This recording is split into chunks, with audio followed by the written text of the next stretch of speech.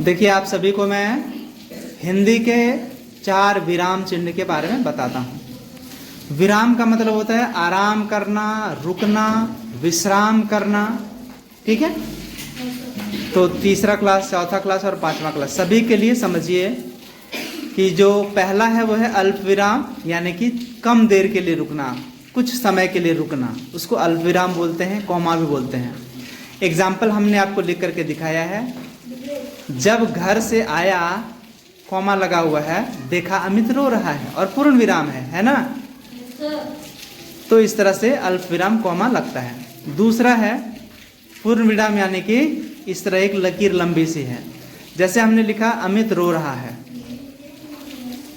तो पूर्ण विराम लग गया क्योंकि वाक्य पूरा हो गया। तीसरा है प्रश्न चिन्ह। देखिए ध्यान से इस चिन्ह को, जैसे हमने किया प्रश्न क्या खाया, तो एक सवाल यहाँ है और वो प्रश्न चिन्ह यहाँ पे लग गया। और चौथा है एक लकीर है और उसके नीचे एक बिंदु है, इसको बोलते हैं हम लोग विस्मय चिन्ह या विस्मय बोधक चिन्ह। जैसे उसने गजब का काम किया, या हम लोग बोलते हैं अच्छा, बहुत अच्छा, इस तरह का वाक्य बोलते हैं। तो उसके बाद वाक्य के अंत में एक लकीर और एक छोटा सा बिंदु लग जाता है। आइए इसी पर मैं आपको एक कविता सुनाता हूँ, आप लोग दोहराइए मेरे साथ। दोहराएंगे ना? जब थोड़ा सा रुकना हो, जब थोड़ा सा रुकना हो, अल्प विराम लग जाता है, छोटी पूंछ सी दिखने वाला, छोटी पूंछ से दिखने वाला कॉमा भी कहलाता है। आपने कभी सुना होगा कोई आदमी गिर गया, उसको चोट लग गई और वो बेहोश हो गया, और बेहोश कई दिन कुछ घंटे तक रहता है, तो हम लोग बोलते हैं कि वो कोमा में चला गया है ना। और फिर से वो वापस जिंदा हो सकता है, तो वो भी कोमा होता है। तो फिर से बोलिए, जब थोड़ा सा रुकना हो, अल्प विराम लग जाता है, छोटी पूंछ से दिखने वाला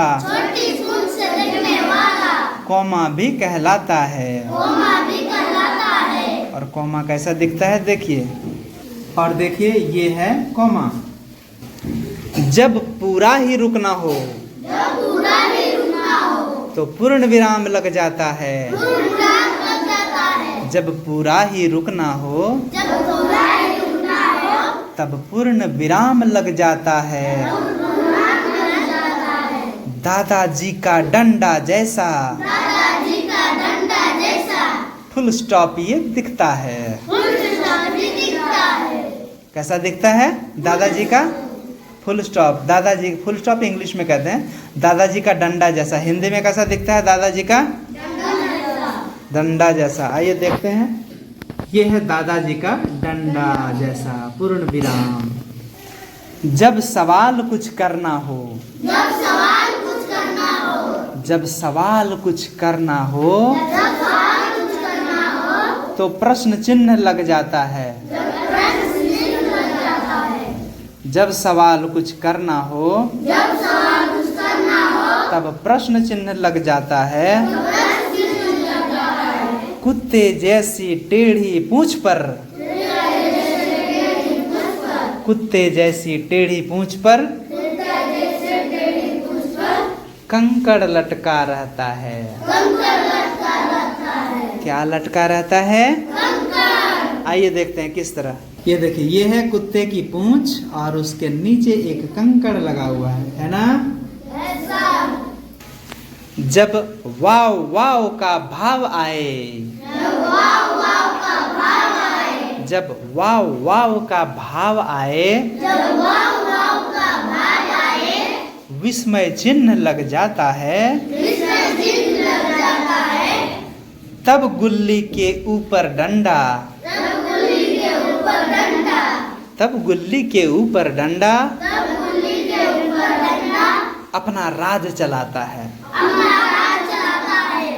तो देखिए, जब कोई आश्चर्य हो, हमने कहा अच्छा अच्छा, वेरी गुड, एक्सलेंट, बहुत अच्छा, गजब। इस तरह के वाक्य बोलते हैं तो उसके बाद गुल्ली और उसके नीचे डंडा लग जाता है, मतलब सॉरी, गुल्ली के ऊपर डंडा लग जाता है ना। देखिए ये विस्मयकारी जो चिन्ह है ये ऐसा दिखता है, गुल्ली है नीचे और उसके ऊपर डंडा है, दिख रहा है? तो भूलेंगे तो नहीं। तो बुक में भी मैंने आपको दिखा दिया कि कहाँ पे ये सारे चिन्ह लगे हुए हैं, है ना। अब देखिए बुक में है, मैंने देखा उन स्लेटी भूरे रंग के हाथियों के समूह में कुछ हाथी बहुत छोटे थे के बाद यहाँ जो है, बताइए ये कौन सा चिन्ह लगा है, आप बताइए। यहाँ एक डंडा जैसा चिन्ह लगा हुआ है, बताइए इसका क्या नाम है? पूर्ण विराम। पूर्ण विराम। हाँ, पूर्ण विराम। उसके बाद ही ठीक लगा हुआ है, अच्छा, आश्चर्य कर रहा है, विस्मय कर रहा है। तो अच्छा के बाद एक डंडा है और उसके नीचे गुल्ली है। अब बताइए डंडा और गुल्ली वाला अमित बताइए क्या नाम है इसका? विस्मय चिन्ह। विस्मय चिन्ह। क्या है ये? विस्मय चिन्ह। विस्मय चिन्ह, वेरी गुड। अब देखिए बुक में है, मीना को गांव से शहर क्यों आना पड़ा, ये प्रश्न है। तो बताइए सबसे लास्ट में ये जो टेढ़ी पूंछ और उसके नीचे जो कंकड़ है रखा हुआ, इस चिन्ह का क्या नाम है बताइए? नहीं नहीं नहीं नहीं, प्रश्न चिन्ह। प्रश्न चिन्ह। यस, ठीक है।